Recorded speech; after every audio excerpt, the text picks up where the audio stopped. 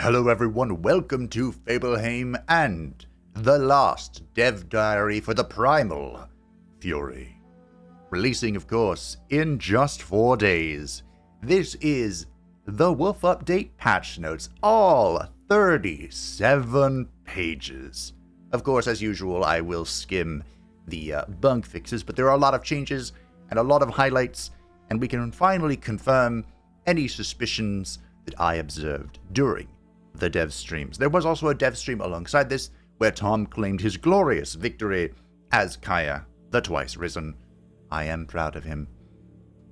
But I have my notes. Unlike last time, there won't be like 2 parts of the video. I'll just be including anything that I wrote down when it is relevant. So let's hop right into it. Hello everyone. Hi. This is a joint dev diary by Yordi, QA Specialist, and Tom, Lead Designer. Today we're going to be talking about the Wolf Update, which is coming out on February 27th with the Primal Fury content pack. Everything in this update is free. You just need the base game to get it. So, the highlights. What we're all here for, New features bounty. In the Golem update, we added the war coordination system for vassal cities. In this update, we have brought similar functionality for coordinating attacks with other rulers in the form of bounties. Bounties are ruler-created quests that can be offered in exchange for a reward. Any non-hostile rulers may choose to accept your bounty, so never blend. The ruler that completes the objective within the given time frame will receive a reward and complete the bounty. Bounties can be made and managed in the city overview. Bounties can target cities and victory structures that are viable for other rulers and offer a reward for achieving the bounty. Multiple rulers may accept the bounty, but only the ruler that completes it will receive the reward. AI rulers can post bounties for completion. Accepting these will add them to your quest tracker, and completing them will see you earn the reward. AI rulers that accept bounties will send messages giving updates on how their attacks are going. I'm glad they answered that. I was really curious if the AI would be able to use this. And I wonder if the rewards will include improved reputation with them. That'd be really nice, because like in the super late game, when you're fighting with other like powerhouses, it's really hard to maintain that 800-800 relationship. I mean, unless, you're a super good guy, I guess. I keep forgetting being good gives you bonus relations. But it'll be interesting to see how this pans out. Big fan, I am always for improved diplomacy, and we inch ever closer to perhaps a true diplomatic victory condition. New content, the Pantheon expansion. As well as adding new content to the Pantheon system, we've done a big pass on the tech, flow, and gameplay aspects. The main goal of this update is to make ascended rulers feel more special by granting them a special trait when they complete a realm, and allowing them to keep their racial transformations. We have also added logic for an ascended ruler to remember the tomes they collected during the game, so the AI can pick the same tomes again if it takes control of them. Interesting. Good changes. I have a few notes about this, we'll see if I need them. The ruler management. Once a custom ruler ascends, they will now be moved into the Pantheon and out of the custom rulers list. A new tab featuring all the Pantheon rulers is now visible in faction creation and selection. Pantheon rulers can now be edited, and campaign rulers, when not edited manually, will automatically update to the latest settings. Removing a Pantheon ruler will place it back in the custom rulers list if it was a custom ruler. Already ascended rulers can ascend again to update the recorded information and race transformations. So this is a curiosity I had. It seems you can indeed overwrite the transformations. Very good. I do have a note about this. I'm not sure if they will note it, but since I thought of it, here we go. When you ascend with a ruler and keep your transformations, the game will remember the visibility setting for that transformation. So if you want to ascend a hero that's Whiteborn, but you don't want them to look Whiteborn, you have to remember to turn it off before they ascend. If you do not, they will retain, of course, the visibility of Whiteborn, which a lot of people don't like, but you can turn it off if you research it in that current campaign. Does that make sense? Pantheon rulers gained from story realms now default to act as rulers and not as recruitable heroes. Only applies to newly ascended campaign rulers. You can always change this setting in the Pantheon screen. A warning has been added when a ruler is worthy to ascend, but the maximum rulers in the Pantheon has already been reached on finishing a session. Already ascended rulers may ascend again, however. There's a max number of rulers in the Pantheon? Oh no. What do we cut? You have to create a blood arena to choose who loses? Anywho, Ascension added 26 Ascension traits. One trait can be chosen at the end of the game upon ascensions of a ruler. The traits one can choose from are based on your affinity and the tomes chosen during the game. If you ascend again, you can choose a new trait to replace the original one. It is worth noting in the previous videos I said that this was based on the theme for the tomes chosen one, and it is like the faithful theme. However, they picked one tome from that theme to be the triggering. So for example, for the faithful theme, I believe they chose the tome of the beacon. So that's worth noting. I'm sure in time we'll know all of the tomes that are chosen, but just keep that in mind if you go faithful but not the tome of the beacon and are confused why the faithful thing isn't there. Just so you know. When conquering a realm, your applied transformations are maintained. Your ruler will be under the effects of these transformations when next played by you or an AI.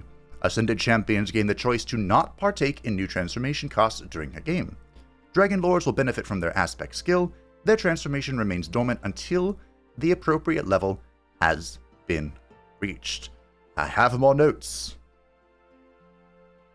So for the Dragon Lords, there are two things I suppose I can mention here. One is that when you are editing your Ascended Champion, you can change anything except their origin. So if you are a champion, you cannot become a Wizard King or a Dragon Lord. And if you're a Wizard King, you can't become a champion or Dragon Lord. And if you're a Dragon Lord, you're stuck as a Dragon Lord. Additionally, for Dragon Lords, you cannot change your initial aspect. So a Shadow Dragon cannot become an Astral Dragon, but you can freely choose your transformations during the campaign. Just a little notes there. When conquering a realm, your research tomes will be remembered, and when this ruler is next played by an AI, that ruler will attempt to research the same tomes as you originally did. For better and for worse. A new option has been added to Advanced Setup to disable the Ascension mechanics and bonuses during a session. Prevents rulers from starting with Ascension traits, transformations, and skills. Pantheon rulers will not show up as heroes during a session, and upon winning the session, your ruler will not ascend. They said this was for multiplayer balance, basically. Which of course I don't care about. New Pantheon content. Added new Pantheon rewards. I did take a screenshot of Druidic Terraformers, so we'll get to that near the end. The Crow Master's Bow Hero Origin, there is finally a specialized bow for our Great Gaudier. This gives you basically the basic bow, but you can also summon a crow in combat, the Grimbeak Baby Crows. The Primal Good banner icon, the Primal Evil banner icon. Yes, good. The Keeper's Helmet and the Marauder Helmet, these were added to... they said in the stream, these were added specifically to try and give helmets to anthropomorphic races. So that these won't look completely out of place for, the lupine, the catkin, so on and so forth. 6 mount visualizations, the lion, the panther, the tiger, the stag, incoming Stag Knight playthrough, the zebra, and the warhound. Added 8 new events for Pantheon Gaudier that can join the player as heroes, 2 alignment-based events and 6 affinity-based events, and increased the rarity of Pantheon hero events, which should increase the chance of a Pantheon hero event showing. Shouldn't technically the wording be decrease the rarity because they made it more common? Just a little bit nitpicking there. Alright, so the only new society trait is the Druidic Terraformers. I took a screenshot of this future Fabe. Don't fuck it up. Basically, Druidic Terraformers will give you an economic boost based on the main tile of the city. So just the city's main tile, not anything else within your province. It makes terraforming cheaper, you have less upkeep for elementals, and you start with an additional elemental. They mentioned that this is very good for like Thrall from Warcraft. And I agree, Shaman playthrough. It's in for Druidic Terraformers. I wonder if I can get this day one. We'll see. Overall hero recruitment. This will be interesting. When looking at how the hero cap worked, we became unhappy with how it interacted with acquiring new cities. Since getting more cities and getting more heroes were both very strong strategic approaches, Having them intrinsically linked by saying that each city grants an extra hero was making the game's meta very narrow, since simply grabbing as many cities as possible was the only viable approach. The new system disconnects heroes from cities, allowing you to spend Imperium to speed up acquiring more. This means players must choose between using Imperium to have lots of cities or lots of heroes, rather than always getting both. And that's a fair reasoning, I suppose. Alongside these changes comes a new interaction between heroes that are part of the same stack. We felt that multi-hero stack armies were undermining the core idea of the game by reducing the importance of normal units and armies. To try and counter this, we've added a penalty that stacks the more heroes are within a single army. The hero cap now increases over time instead of being linked to the number of cities. The first hero cap increase happens in 10 turns, subsequently increasing each take... Subsequent increases each take 5 turns longer. Yeah. The hero cap can be instantly increased in the hero overview screen by spending Imperium. You can no longer recruit heroes beyond the hero cap. When integrating a free city, their ruler will no longer be given directly. Instead, their ruler will become recruitable for free in the recruitment screen. Existing save games will automatically upgrade to the new system and set the current cap to either be based on the current turn number or the number of cities the player has, whichever is higher. Added the leadership clash to all heroes and rulers. This will reduce the morale and XP gain for heroes if more than one hero is in an army. So this will affect the Gaudier? There goes my idea of having bodyguards. Okay, interesting. I think this is a good direction. Also, of course, this is a callback to, the days of Age of Wonders 3 and Planetfall, where heroes were offered to you based on the turns. I would like to see the governorship be improved somehow. Like maybe just be stronger to kind of emphasize, you have enough heroes for your cities. Congratulations. I don't know. We'll see. This will all be playtested, of course. But here's what we're really for, team. Overhaul Necromancy. The base game's version of Necromancy was not quite where we wanted it to be in terms of player experience. In too many respects, it felt like all the other styles of magic, and wasn't really hitting the goal of making you feel like the master of an ever-growing army of the dead.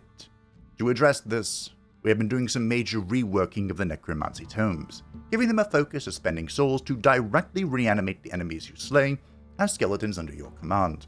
Using an early game piece of research, you can start bringing back normal racial units as skeletons, with the type of skeleton you raise based on the unit that you have slain.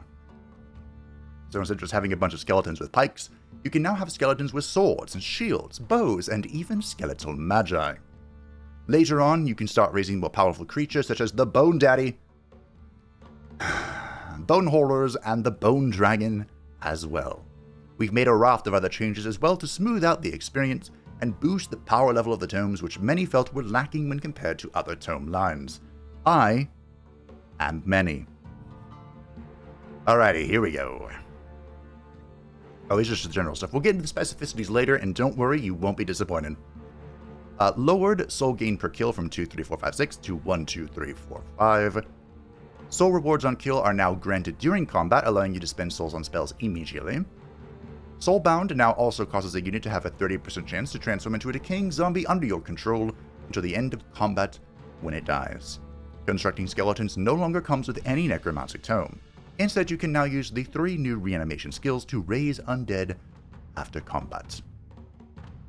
Post-combat raising. Researching the appropriate reanimation skill allows you to raise fallen units as undead. After combat, you are presented with a list of units that can be raised. Any amount of them can be selected, providing you have the souls.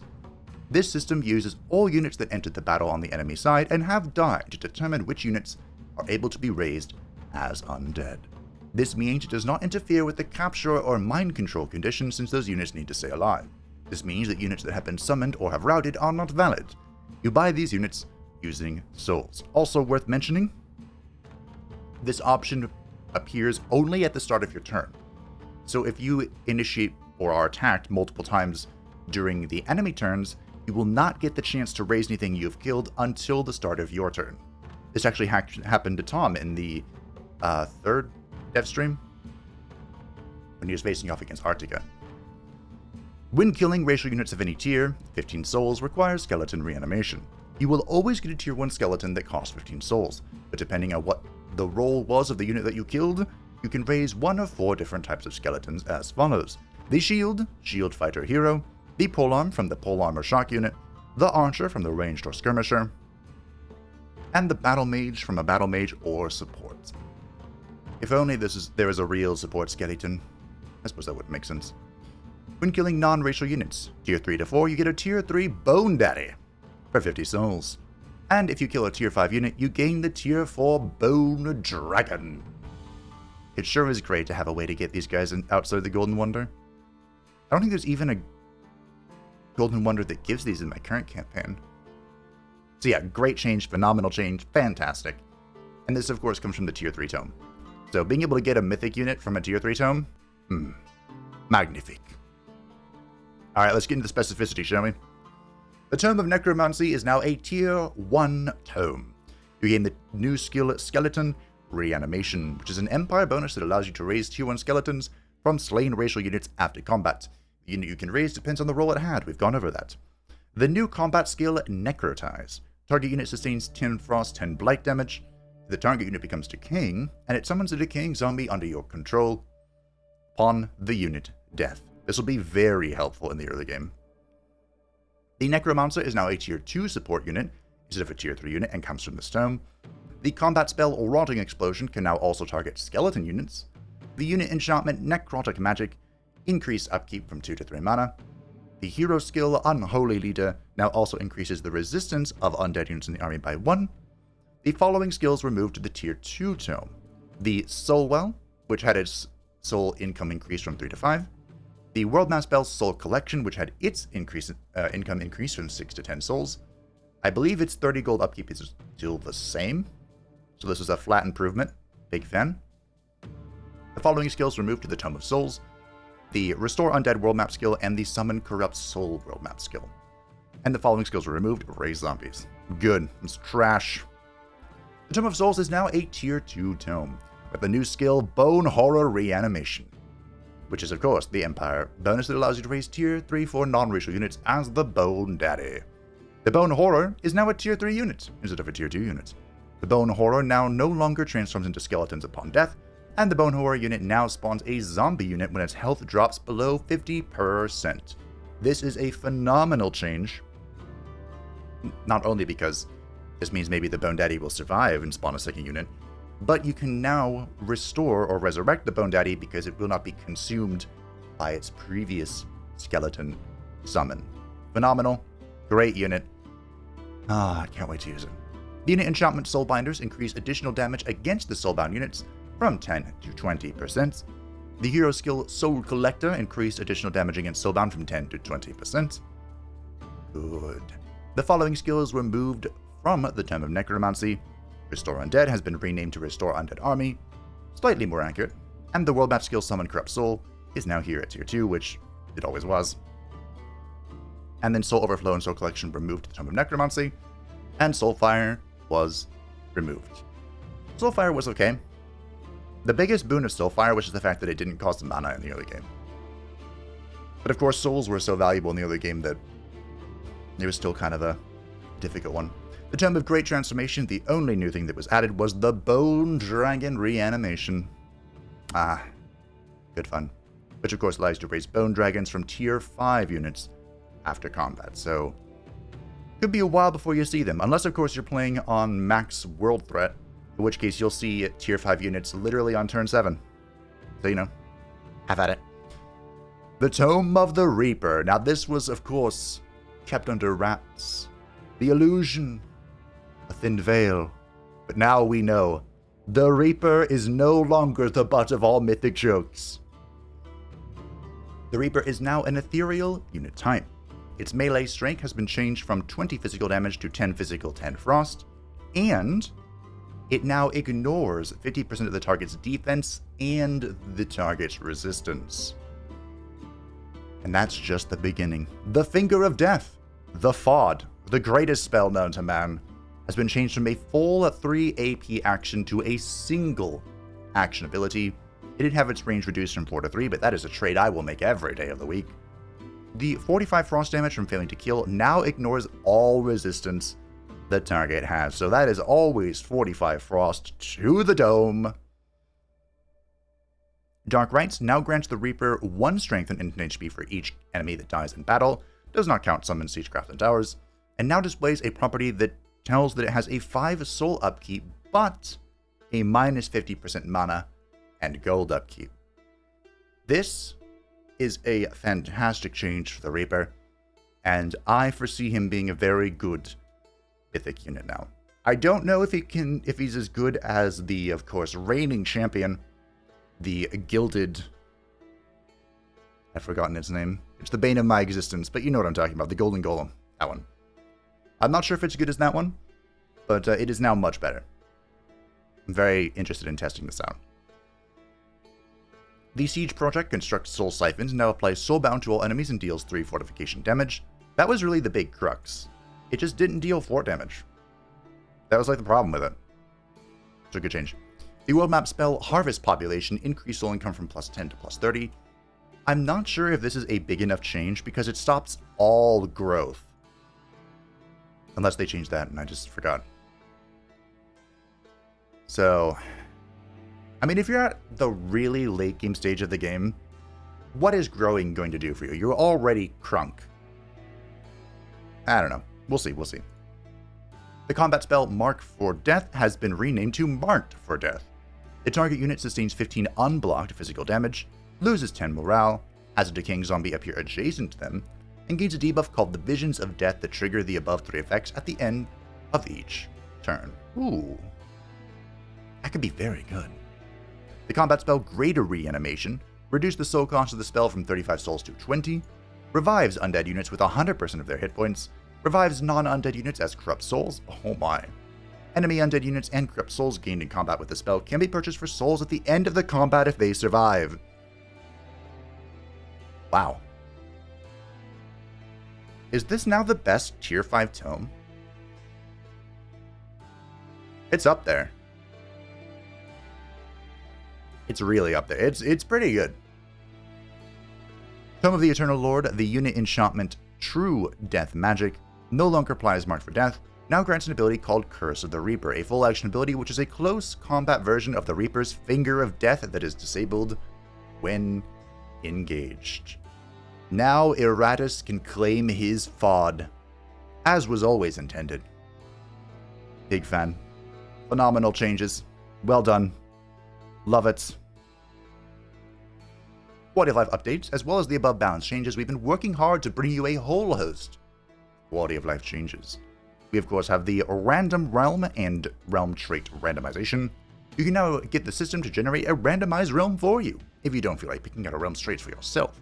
I always do, of course. I like to weave my own stories. Working on the current one. Added new free city upgrades. Free cities will now start making use of the tome units in the late game instead of only culture units. These tome units will also be available to the city's master via the Rally of Leeches. This is a good pass for free cities.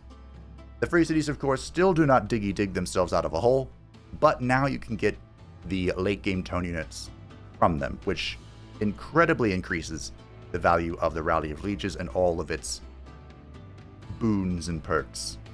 Big fan of this. Added the Dismantle Province operation. It is now possible to dismantle a city's provinces if you want to switch their territory to cover a different area. Only provinces on the edge of a city are eligible for dismantling. This is another change as well that's good. Before, you could only do this by transferring a province from like a city to either an adjacent city or an outpost. Good change. Added enchantment and transformation visual toggle. Yes, we've added a functionality to the spellbook that lets you hide the visual effects of unit enchantments and transformations. This means you can have better control of what your race looks like when you take multiple overlapping transformations or enchantments. It also means you can take a transformation for its mechanical effect without needing to have it visually update your forces. For technical reasons, transformations that give you wings, Agilize and Demonkin, or replace your legs, Naga transformation, cannot be disabled. They didn't mention the dragon blood here, or whatever it's called. which technically does give you wings, just really small ones. So maybe it's just centralizing Demonkin. Faction creation improvements. We have added the option to explicitly specify a name for your faction starting city, as well as rewrite the faction's biography, so you can make a faction truly your own. Also, to reduce some confusion, it is now possible to overwrite an existing faction when you edit it. Previously, you only had the option to save your edited faction as a new one. Good! Oh my god, this happened a lot. If I go through my list of custom rulers, I have a lot that there's 2 of them because I had to change... Well, specifically, I had to change the color of their flag so that there weren't 2 of them. We made a bunch of UI improvements as well, including a realm overview so you can see the traits and settings your realm has active, a combat overview so you can see an overview of which units are still alive during manual combat, updated the combat history to a side panel that remains open while you play, updated the special province improvements UI flow to be easier to use. Yes, we have the beams of light. Added brand new parchment images just because they look cool. And that's about it for the big new things. Obviously, we also made a huge assortment of balance changes, bug fixes, and general improvements, all of which are listed in detail below. The Wolf update will roll out across all platforms on February 27th, along with the brand new Primal Fury content pack. And I could stop here, but you know I'm not going to. Alrighty. The AI. The ever-needed AI. Adjusted tone picking evaluation to give a higher weight to the primary affinity. Small tweaks to the AI to make sure they handle cities under direct threat better when determining if they can declare war. Updated the auto-export targeting evaluations to include watchtowers. Oh, okay. And we have some difficulty changes for the lower difficulties. Very Easy is no longer able to use Imperium boost mechanics. Really? No longer get an assigned inherent dislike. May not take negative declarations of rivalry supremacy until 10 turns after having met instead of 3 turns. May not respond negatively to diplomatic events until 10 turns after having met instead of 1 turn. Really? And Easy, no longer able to use Imperium boost mechanics, no longer get assigned an inherent dislike, and may not make negative declarations until 6 turns after having met instead of 3, and may not respond negatively to diplomatic events until 6 turns after having met instead of 1. Cool. World Threat. Passive. Infestations expand 75% slower between 11 and 21 turns, and low. Infestations expand 25% slower. Great. For the art, we have new art. Isn't it beautiful? New world map visuals for forests. Oh yeah, they mentioned this. They look very good. Changed the world map water rocks in the overworld ocean to be its own decoration type. Added new property icons for cruel weaponry, exhaustion immunity, full action, continue. Grassland walk. Okay. Added new PFX, particle effects, for supreme magic on death explosion, flame burst weapons on death explosion, and dome protection. Good, the AoEs needed it. Several animation updates, new battle mage idle pose, new attack variations for multi-hit abilities, and a third option. A third option for what? I don't know. Added 2 new face options for elves, fantastic. The elves looked suspicious. Audio, new SFX for recruiting a hero, releasing a hero, converting a hero, executing a hero, selling a hero's remains, and supreme magic. Added new tutorial voiceovers. Good job for tutorial. Added sounds for additional magic blast variations. And added an extra sound layer to the start casting SFX. Adjusted the EQ curve on start casting. Start forging SFX has been updated to sound more impactful. Is that for weapon creation?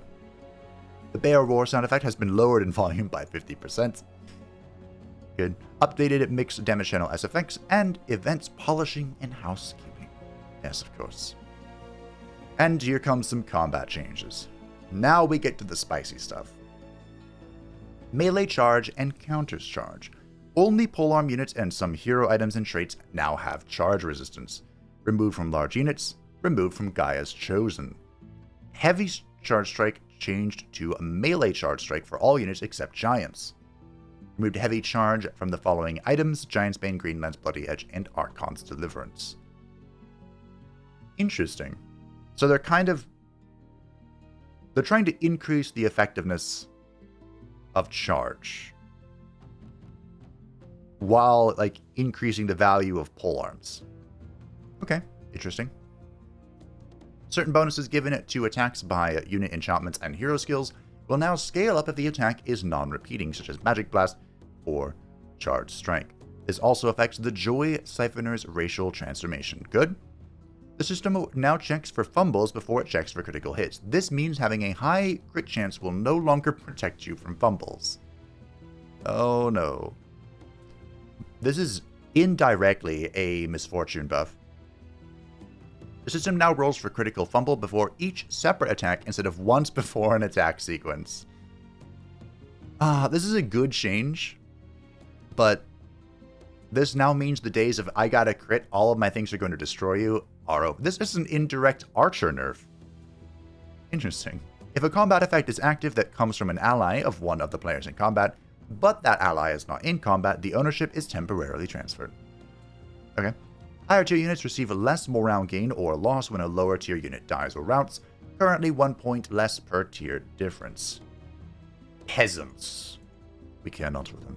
When a combat summon times out, it no longer triggers any when a unit dies type effects. Aww. AI will no longer try to dispel an effect that their unit is standing on, e.g. burning while standing in fire. Good change. Buffs and debuffs. The debuff Misfortune now damages the attacker or the affected unit for 8 damage each time it fumbles an attack. I want to try this. Debuff Burning reduced damage from 8 to 4, but it can now stack up 5 times. Debuff Electrified reduced damage from 8 to 4, can now stack up 5 times. These were just brought in line with like poison and blight and whatnot.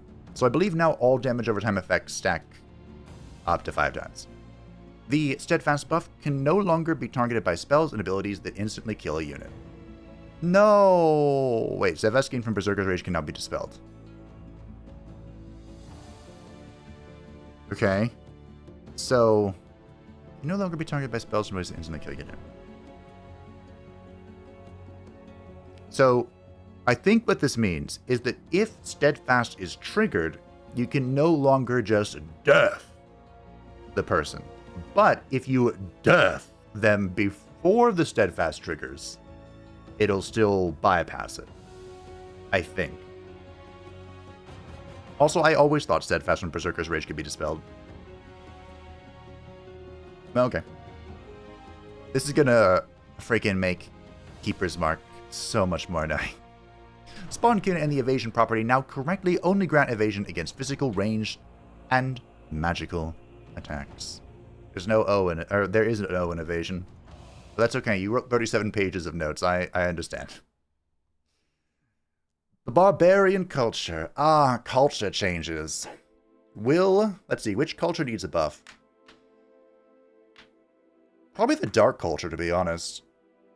I'm currently crumping my dark campaign, but I feel like they could use some more love. Barbarian certainly does not.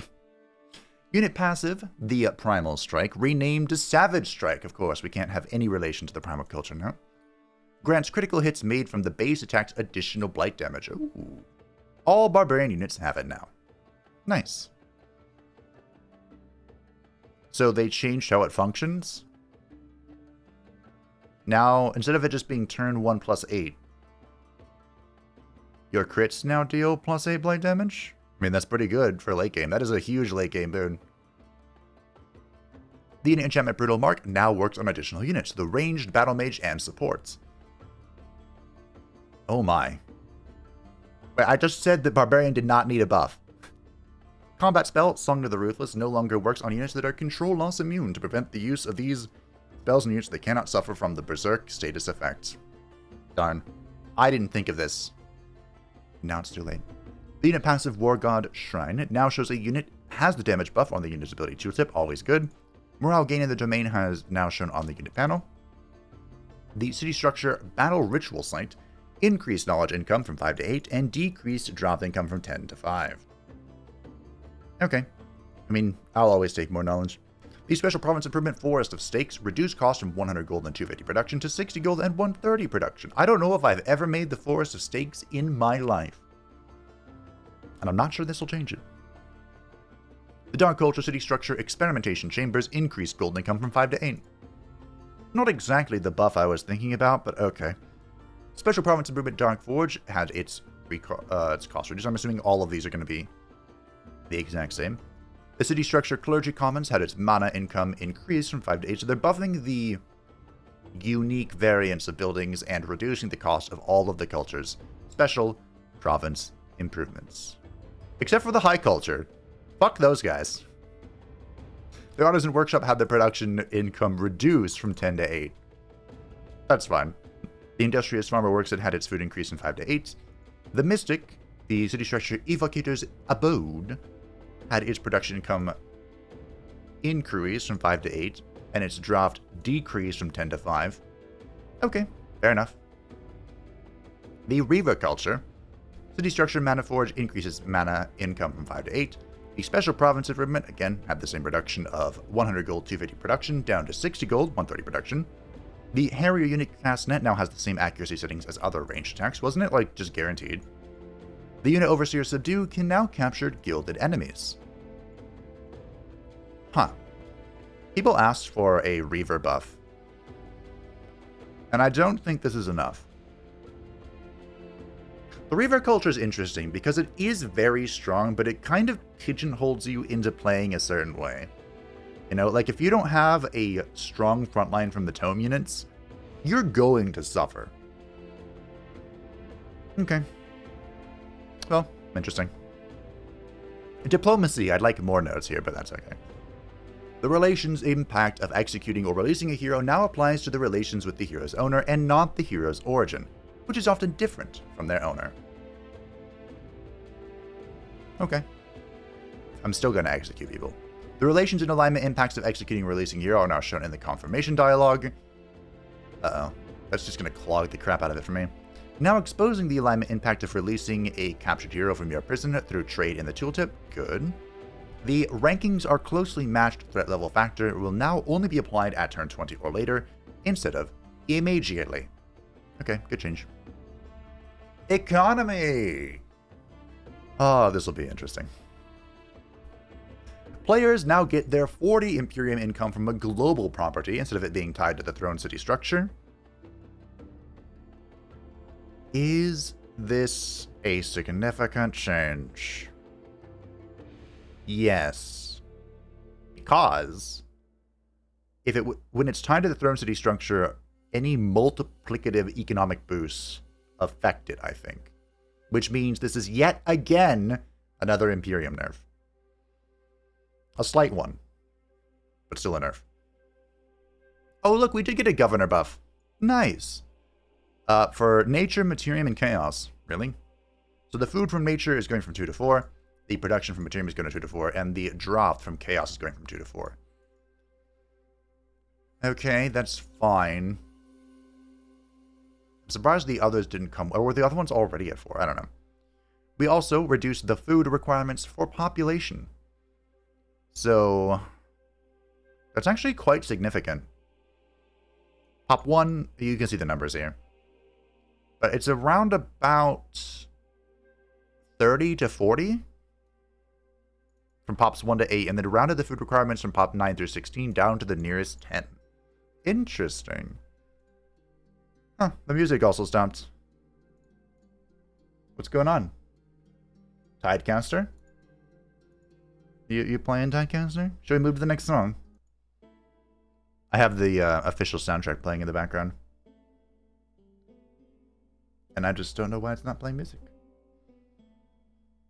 I mean, my OBS is kind of picking it up. Hello. There you go. Ahem.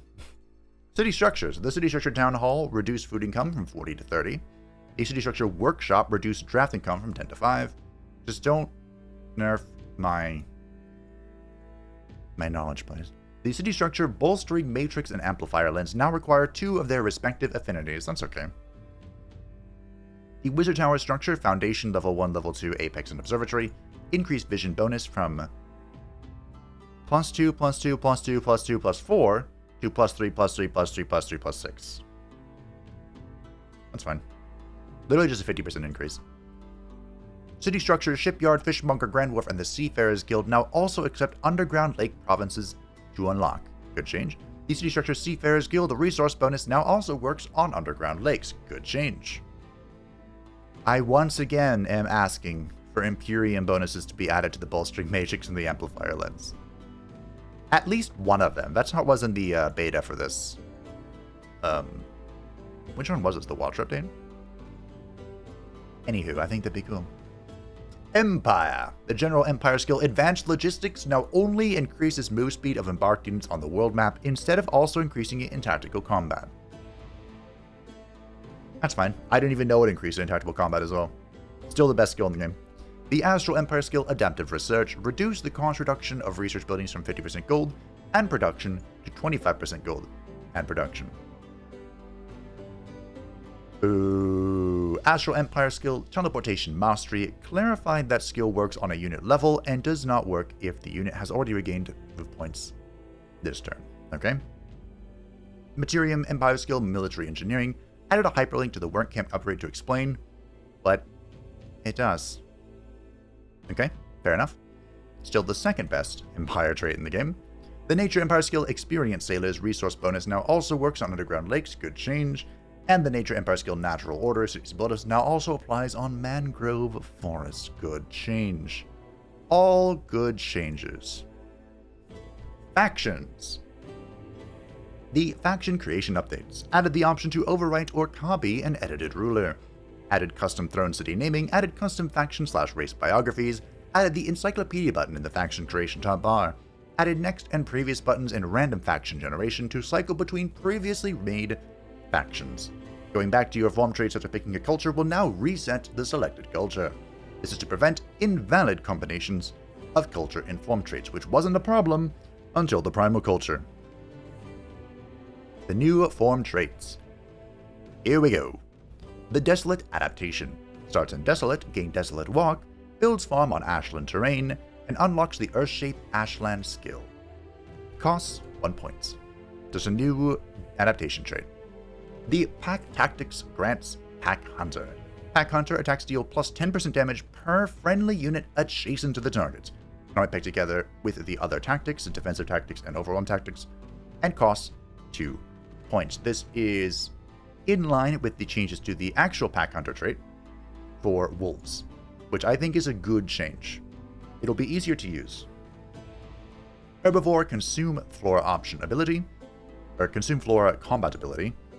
Consume Flora free action once per battle, touch range, consume a Flora obstacle to gain 20 health and a random buff.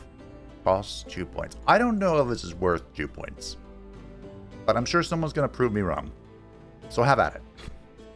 Mount Masters grants units that can become cavalry the mount of their faction for 2 points. The Rohirrim Ride to Condor's Age. I believe there was a mod for this. Good addition. And Eagle Mounts grants units that can become cavalry. The Eagle Mount costs 4 points. The game's first 4-point trait. Now, this doesn't give you any special abilities like most of the mounts, but it's a flying eagle, bro. So it's probably worth it. Honestly, it'd probably still be worth it if it was worth 5 points. Flying is good. Updated form traits. Arctic adaptation Freeze the Land has been renamed to Earth-Shaped Snow, and it was reduced from 60 mana casting points to 45 mana casting points. And the same was applied to now Earth-Shaped Sand and Earth-Shaped Swamp. Updated society traits. Fabled Hunters has been nerfed. Reduce income from clearing nose infestations and ancient wonders from 100% to plus 75%. They're probably going to nerf this again. Mark my words. That's how good that is. The Hermit Kingdom reduced knowledge, food, and production income when not bordering unowned cities from plus 30% to plus 15% knowledge. Okay, wow, that is a hefty nerf. Now requires no bordering cities or outposts of any sides, not just hostile bullshit. I didn't even get to use this.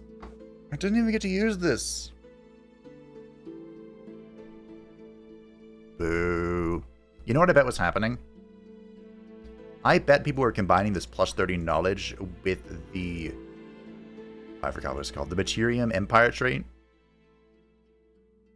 That gives you, is it plus 10% income when you're bordering your capital city? Can't remember what it's called. But I bet they were combining that, and it was just absolute insane knowledge. Damn it. Alright, base game. They have changed the personalities of a lot of the pre-created characters, and I don't care. But this is what they are if you're interested. Dragon Dawn, again, they changed some of the dragon heroes. Empires and Ashes, they changed some of the Empire and Ashes characters. And added rulers to the Pantheon after story realms are complete. Cool. Don't care, I always make my heroes. Or my goddamn. Free City. Please let them diggy dig. It's all I ask. Added new Free City upgrade packages used for every culture. These include culture research and higher tier units for their armies in the late game. This is given to the city when you release it as a vassal. Free City upgrade packages are the modifiers like Followers of Astral that provide free cities with transformations, enchantments, spells, and extra units from tomes and wildlife that they can use. Added new Free City upgrade packages. Boy, Masters of the Ethereal, Frost, Beast, Flora, Necromancy, and Demons. Followers of the Dragon, if you own the Dragon Dawn content pack. Followers of Alchemy, Constructs, and Anti-Magic, if you own Empires and Ashes.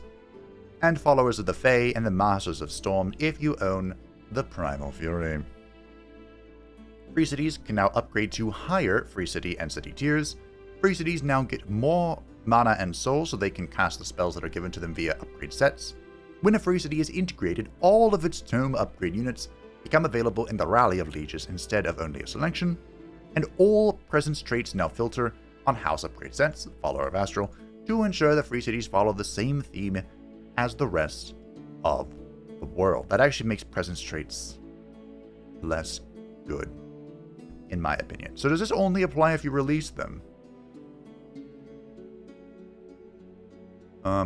These include... It is given to the city when you release it as a vassal. Okay.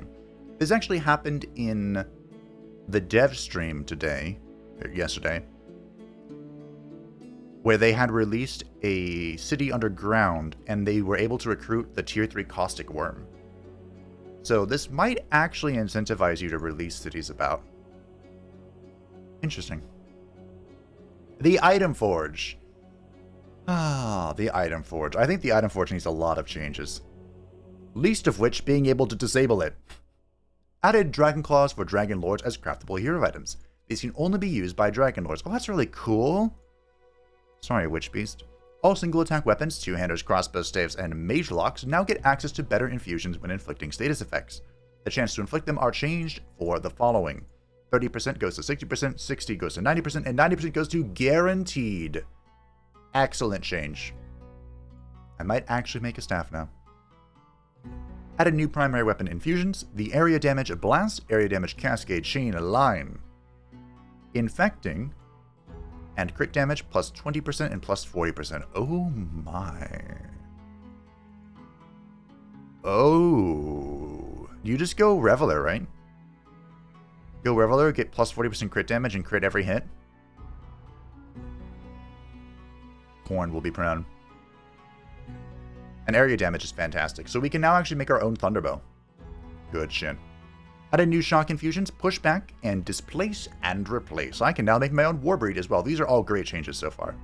New staff infusions, support regeneration, support strengthen, support bolstered defense and resistance, support status resist, and Grave Call.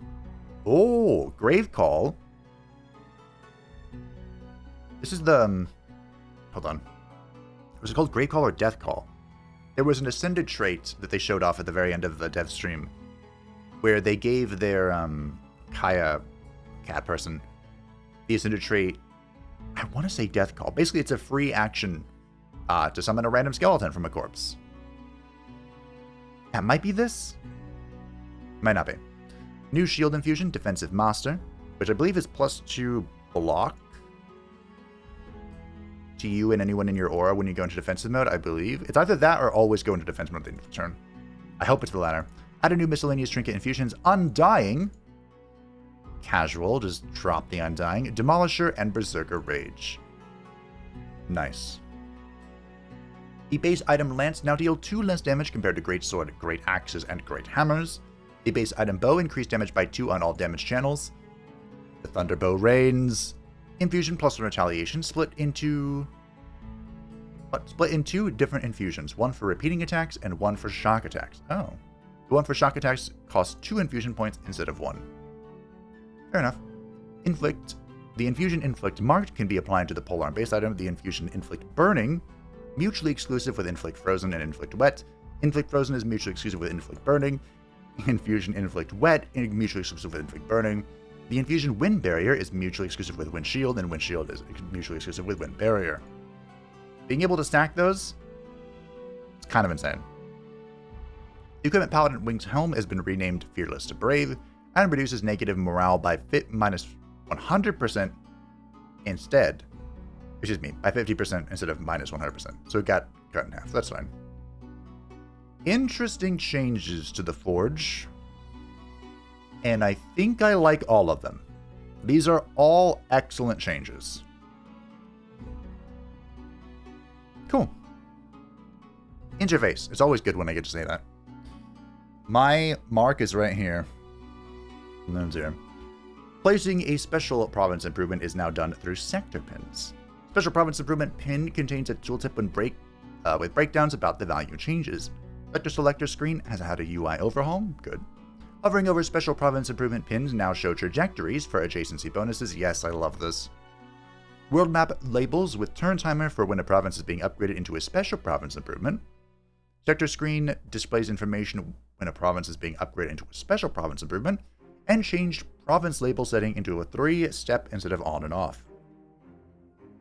All limited and none. Okay, fair.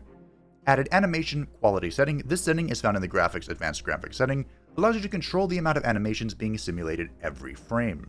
Higher quality provides more fluid animations, while lower quality saves on performance.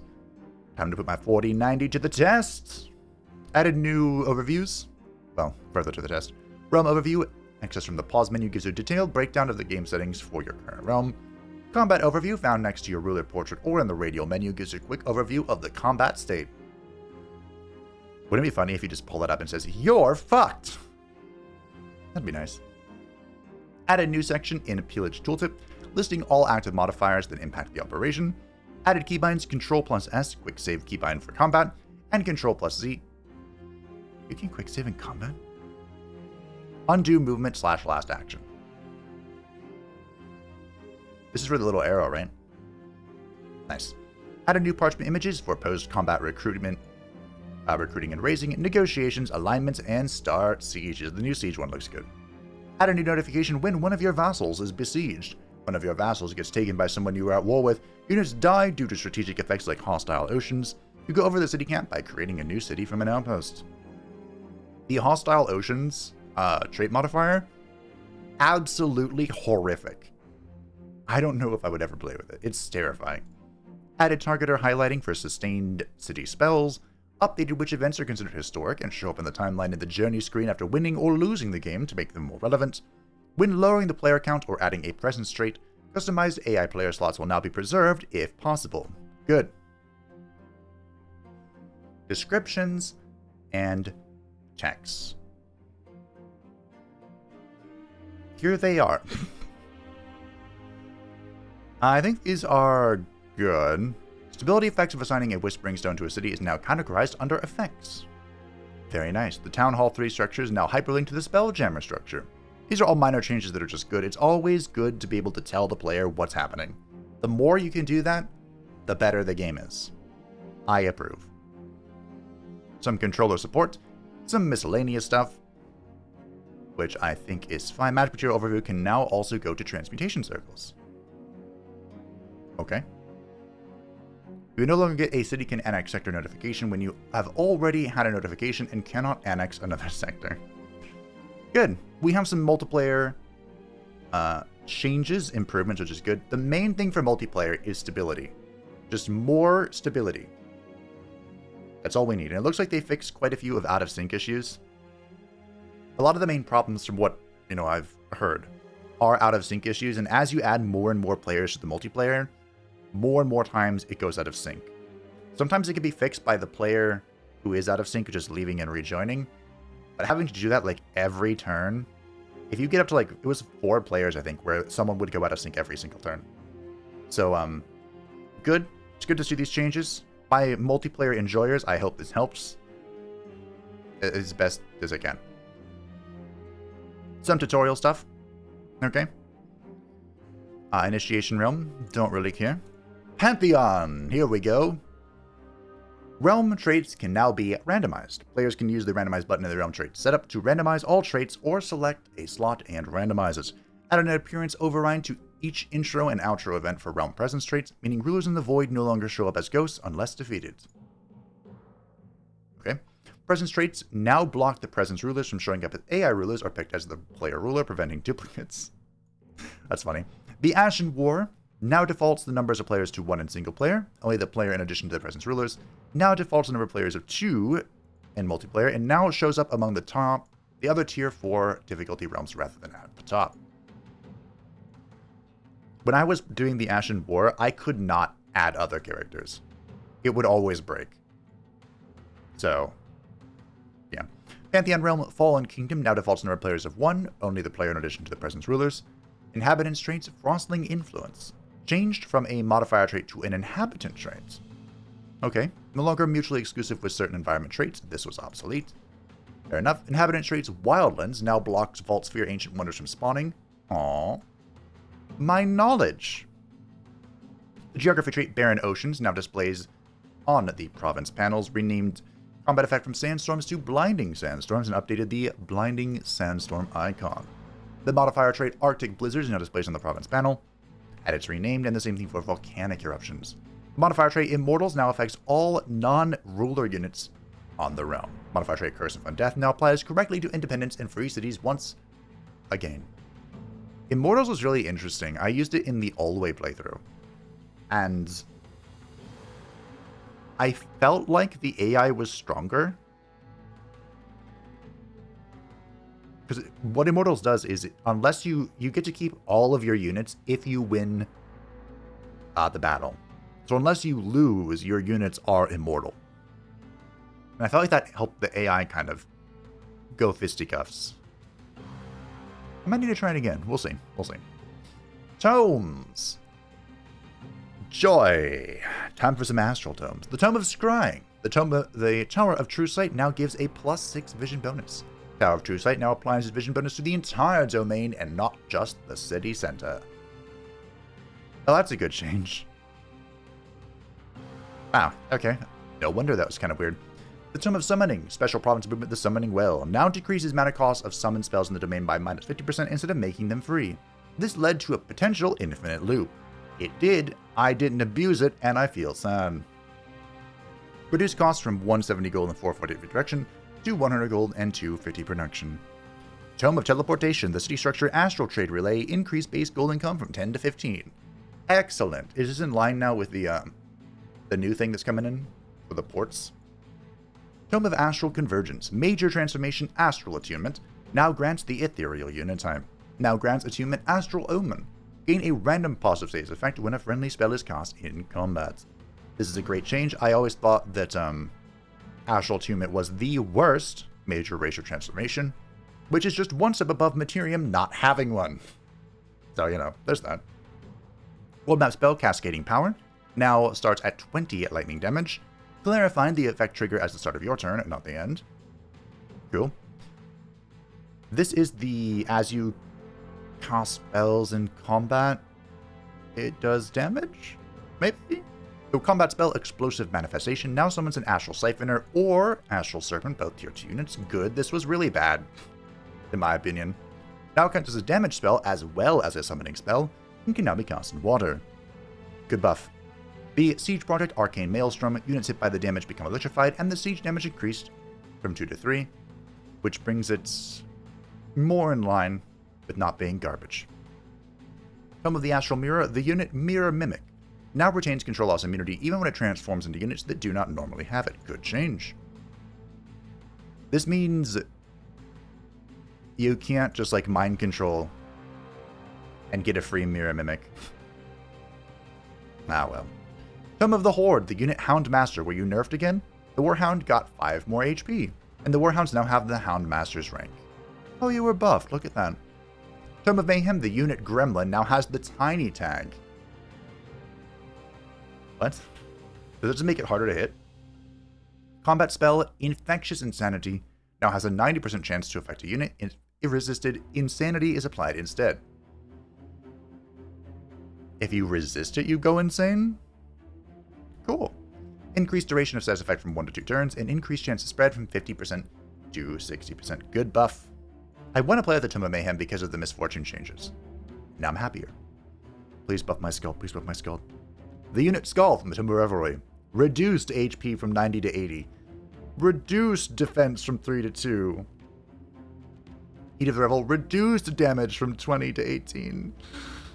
Song of Revelry no longer gives haste, instead it gives 2 regeneration. Songs are now cast around the Scald, affecting it and adjacent friendly units. They nerfed my Scald! Oh, I'm still gonna use her. Still gonna do it. My poor Scald. Tome of Dragons, the major transformation, Draconian transformation, no longer provides burning immunity.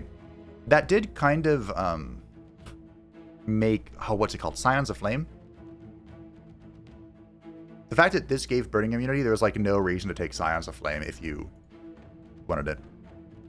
The Tome of Pandemonium, the unit Chaos Eater. Chaos Bolts now deal additional Blight, Frost, Spirit, Lightning damage instead of Fire, Frost, Spirit, Lightning. Okay. Havoc Magic, increased chance to apply from 30% to 60%. A good buff for the Chaos Eater. Tome of Devastation, the unit Devastator Sphere now has very fast movement. Hey, they might actually reach the wall before they explode. That'd be cool. Tome of the Demon Gate, Special Province Movement Demon Gate, reduced cost from 280 gold and 750 production to 170 gold and 450 production. Wow, you can get those things pumping. Combat spell, Sacrificial Slaughter, moved to the Tome of Chaos Channeling. World Map spell, the Gremlin Ambusher, moved from the Tome of Chaos Channeling. So it came to Demon Gate. Major Transformation Demonkin now applies the Fiend unit type. That may seem like an insignificant change, but it's a good one. Trust me. The Tome of Chaos Channeling. Is this the one that I think is the worst one in the game? I think it is. The hero skill Chaotic Rebuke now lowered from Master Skill to Expert Skill. Okay. The World Map spell Gremlin Ambusher moved to the Tome of Demon Gate. The combat spell Sacrificial Slaughter moved from Tome of Demon Gate to this. World Map spell Golden Horde now pillages an enemy province if it is cast in it. Ooh. Still can't put this on a Spelljammer though. Tome of the Chaos Lord Siege Project Incite Rebellion delayed the activation from turn 1 to start of the defender's second turn. No longer works on heroes and increased mind control units from 2 to 3. This is actually a good change. Incite Rebellion was incredibly powerful because it would go off right at the start, and it would give you 2 mind controlled units, and the AI would just immediately turn on them in their own city. So it technically gave you a turn to like set up, approach the walls or whatever. But now what it does is the AI will, do their buffs, come forward, you'll approach the walls, and then the start of their turn, their second turn, boom, they turn on them. And now there's 3 of them. Even better. Good change. Materium, the Tome of Enchantment.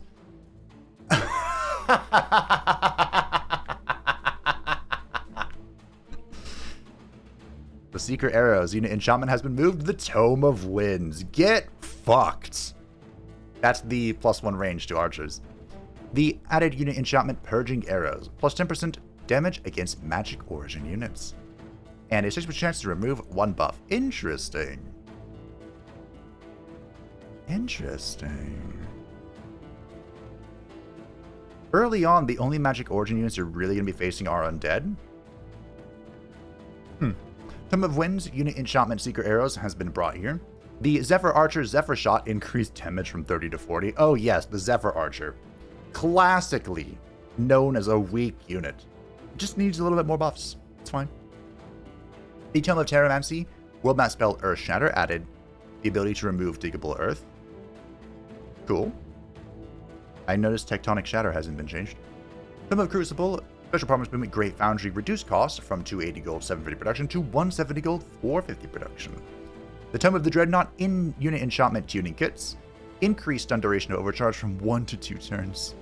Chance to apply stun now ignores status resistance. That is not good. Isn't this fucked now? I think it's fucked. I don't think I would ever use this now.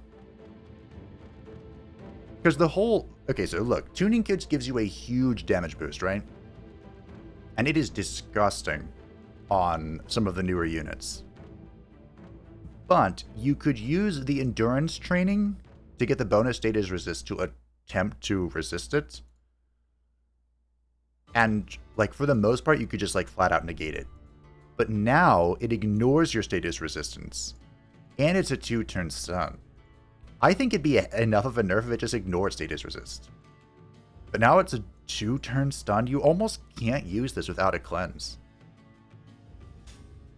Oh, like, even Anti-Magic Shell, or whatever it's called, from the Tome of Alchemy wouldn't be enough for this. I don't know. I think that was a nerf bat straight to the face. Tome of the Golden Realm, City Structure Reagent Refinery. Reduce cost from 280 gold 70 production to 170 gold 450 production. They like this change, which is fine by me. Luxury Market had the exact same change, and Bazaar of Wonders also had the exact same change. Is this to get people like me to make SPIs more often? I think it is. I think that's what this is for. And you know what? I'll take it. For the Nature Tomes, this will be the main focus of my upcoming Primal Fury playthrough, because Chieftain Kasesic kind of overwhelmed everybody else. I had a great comment that said I basically pigeonholed the option by making him the only one with the Naga transformation. My man. But I mean, can you imagine Terran Gorfind as a Naga? Because I can't. And it's only partially because Naga didn't exist in Outlands. Well, they did, but they were... Lady Vosh, right? And they weren't orcs. They were just Naga that went to Outland to help Illidan or something. Anyway, don't get distracted. The Tome of Fertility. The city structure Temple of Fertility had its increased food income per population by 1 to 3. Good. And it was made cheaper. Again, repeating those exact same numbers. The Tome of Cycles. The world map spell Cycle of Seasons. Increased damage done by winter from 5 to 10. And increased temp HP by summer from +5 to +10. I don't like Cycle of Seasons. But to be fair, I don't like most of the defensive domain spells anyway. So it falls in line. Combat spell Diffuse Health now applies decaying to the target and now applies regen to friendly units. Excellent change. The unit Druid of the Cycle. Restart the cycle. Increase temp HP from +50 to +70. This is their 3 AP fat ass heal. Is it a res as well? The cycle ends. Now triggers life after death when it kills the target. Now marked as a magical attack. This is their death ability. They can use once per combat. Added Sacrificial Blight. Kill a friendly unit, damaging adjacent enemies. This triggers a life after death, and the killed friendly unit can be resurrected using Restart the Cycle. Interesting. The Druid of the Cycle also is a now 2 model unit instead of 1.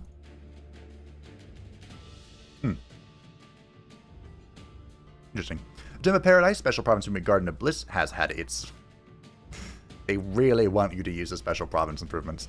Tomb of Nature's Wrath, combat spell Awaken Instincts no longer works on units that are control loss immune to prevent the use of these spells on units that cannot suffer from the Berserk status effect. Someone left a comment about this synergy, and I am afraid to say it is no more. Tomb of the Goddess of Nature, the unit Shemet Force of Nature now also applies to Fey units. Oh my. I don't think the Fey transformation makes you a Fey unit, right? It just gives you Fey Guile.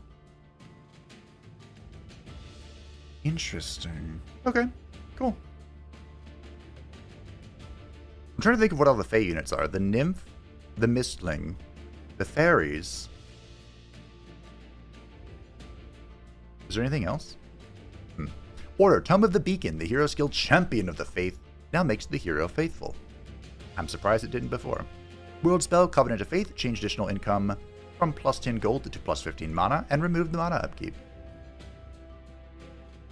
Is this the buff to vassals? Huh.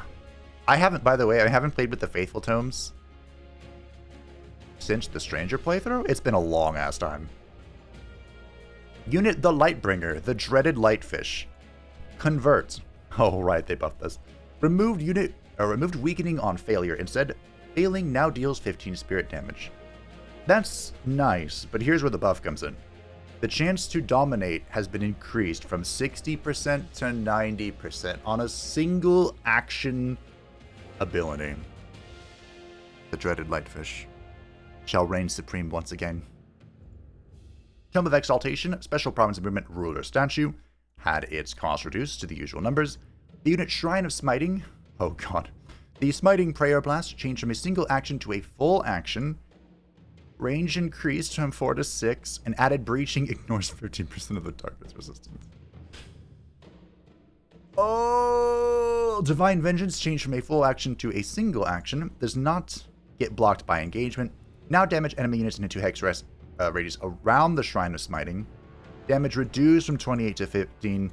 Applies blind to all units. Okay, so Smiting or Prayer Blast, I'm pretty sure, is its single target, which now, by the way, chunks like a mother trucker. And Divine Vengeance is what really demolished people. But now that it's a 2 hex radius around the shrine, that's good. I think this is how it was in Age of Wonders 3. And it got a fat nerf. So, good. Like, damage nerf anyway.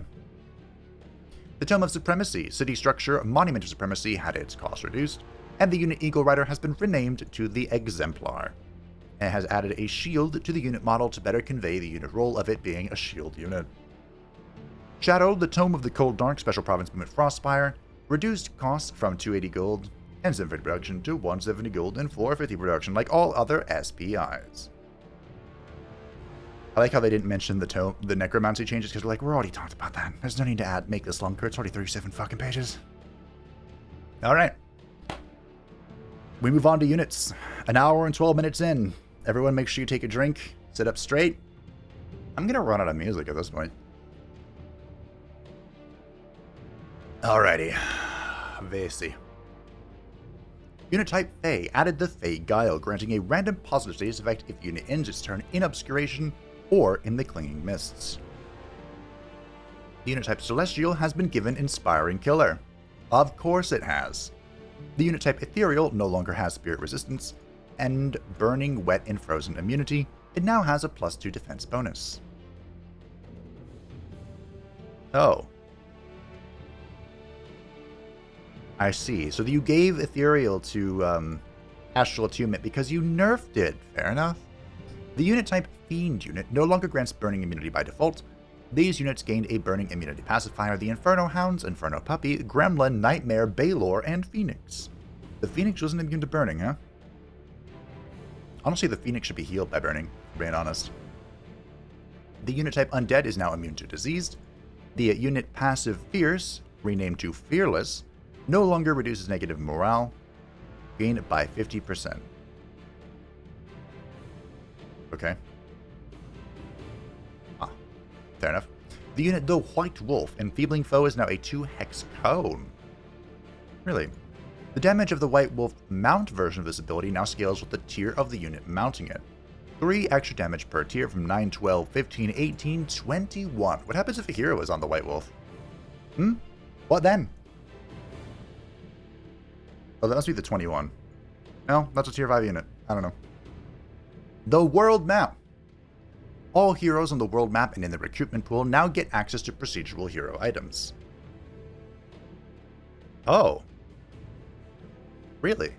Procedural hero items will now appear as rewards given by infestations, nodes, picks up, and more. My playthrough is going to enjoy this.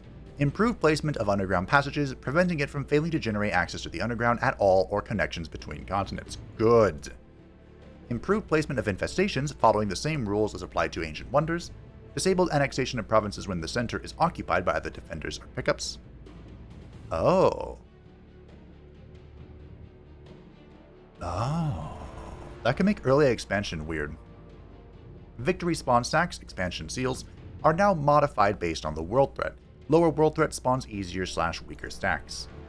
Very good.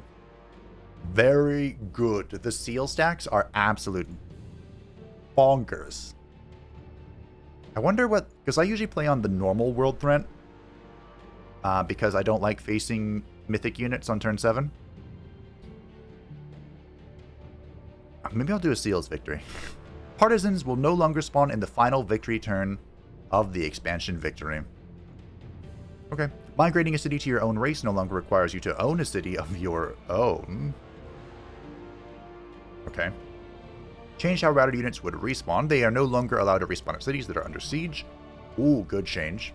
Added the Rocky Province feature on water with Rocky visualization, allowing you to build quarries in these provinces. Oh, good.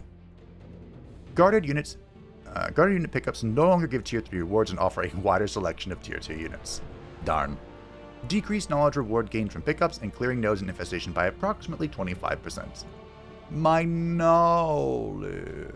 Ancient Wonders now scale based on the difficulty settings, and Forest Walking now also works on Mushroom Forests. Cool. We have a lot of fixes here, and usually I don't go over the fixes, because, well, there's a lot of them. And it's getting rid of unintended features. So, if you want to see all the fixes, you can always find a link to the full patch notes in the description down below.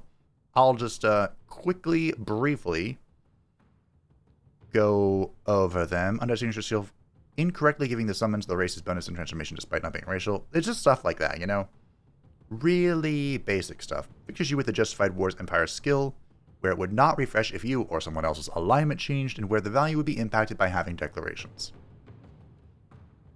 Yeah. Fix an issue where going over the city cap would not reduce the city's Imperium income as stated. Is it a bug? Is it a feature? This is where you'll find out. Like I mentioned, I'm probably not going to go over all of these. So, those are all the patch notes. Feel free to let me know what you think. I am a big fan of a lot of these changes. I do think the hero change is probably the most controversial. The hero overhaul. But we will see how it feels. There was a slight buff to governorship like I asked for, but I like all the tome changes. I like all the tome changes. I love the necromancy changes, even though unfortunately I'm not going to get a chance to play with them in my upcoming playthrough. But that's okay. All in due time, my poor Scald. I still love you, though. I do.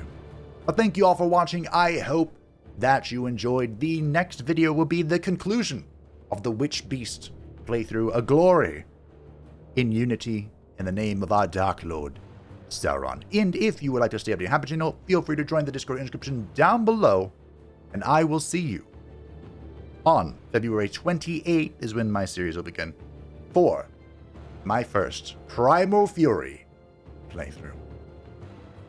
See you then. Bye.